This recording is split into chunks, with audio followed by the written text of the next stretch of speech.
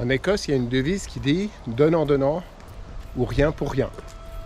Et bien cet Écossais-là, à 30 ans, a tout obtenu pour 3 fois rien.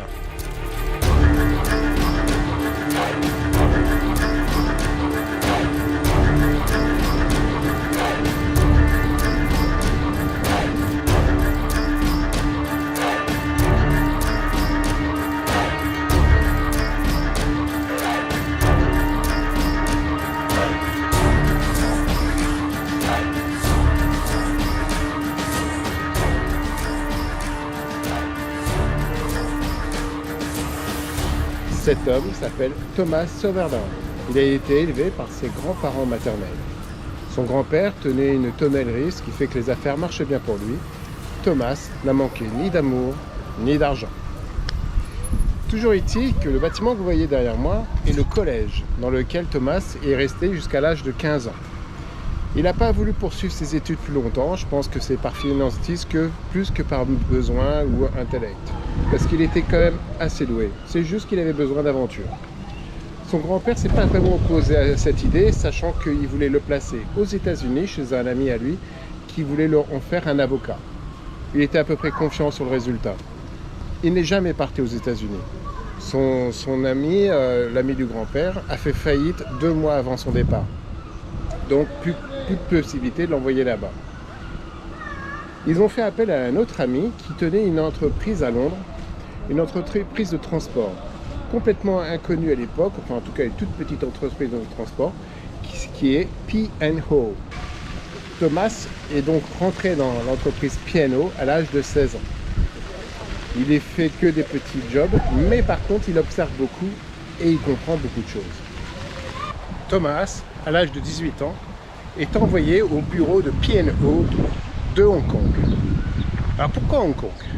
Hong Kong parce qu'à ce moment-là, l'Angleterre vient de gagner la guerre de l'opium. C'est une guerre qui opposait l'Angleterre à la Chine, qui souhaitait uniquement faire de l'échange de produits chinois contre de l'opium. Ce qui a fortement énervé l'empereur de l'époque et a enclenché une guerre qui dura 6 ans.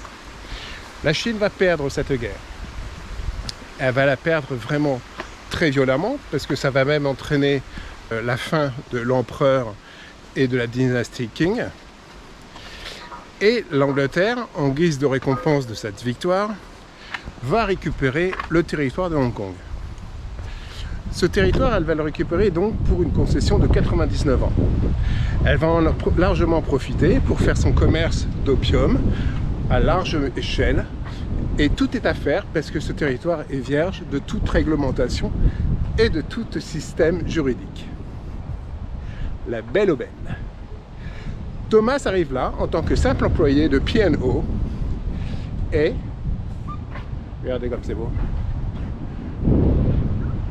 Donc Thomas arrive là en tant que simple employé de P&O dans le seul but de faire grandir l'entreprise à Hong Kong, dans ce bureau de Hong Kong. À 23 ans, Thomas devient directeur général de l'agence P&O à Hong Kong. Il est en pleine force de l'âge, il connaît tout le milieu anglo-saxon de Hong Kong. Comme je vous ai dit, tout est à faire là-bas sur place. Il n'y a aucune réglementation, c'est même pas régi par le système anglo-saxon, c'est complètement l'anarchie. Le marché de la drogue est explosif, il y a de plus en plus de demandes, il faut de plus en plus en produire.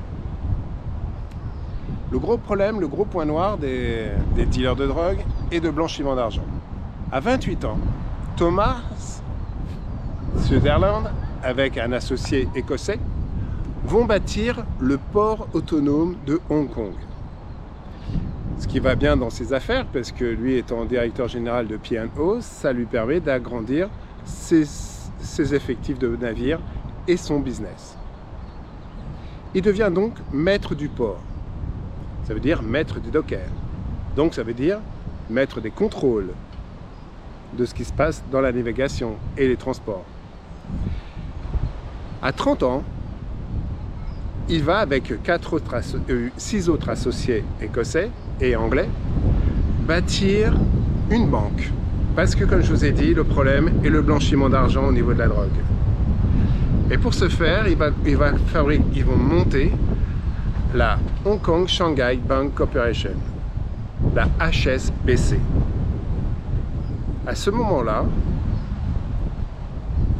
ils sont maîtres des finances.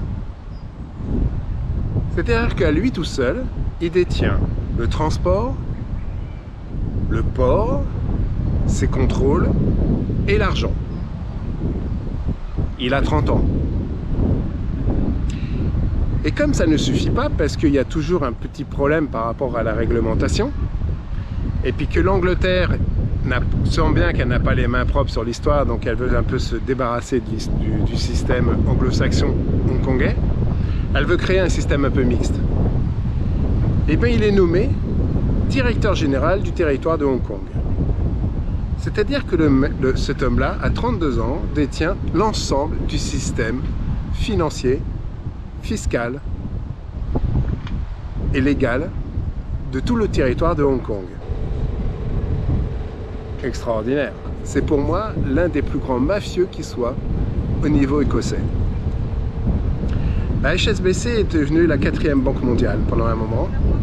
Il faut quand même savoir que c'est la banque de tous les mafieux, parce que c'est l'une et unique qui n'a jamais attribué une importance énorme sur les contrôles. C'est normal parce qu'en fait, sur quasiment les 3/4 de son actif est basé sur le trafic. Alors le trafic en tout genre. Pablo Escobar était adhérent à la HSBC par exemple. Ben Laden avait ses comptes à la HSBC, entre autres. Il y en avait d'autres, mais HSBC était le plus gros. Tout ce que vous pouvez imaginer de pire dans le monde humain est à la HSBC. Les trafics d'animaux, le trafic du bois exotique, la déforestation, a des problèmes liés avec la HSBC. Panama Papers, la HSBC en pleine bille. Tout, vous pouvez tout imaginer, et la HSBC est toujours là. Donc voilà comment un homme parti de rien du tout, avec juste des ambitions de voyage et d'aventure, a créé et maintenu l'un des pires systèmes mafieux que l'Angleterre et l'Écosse aient connu.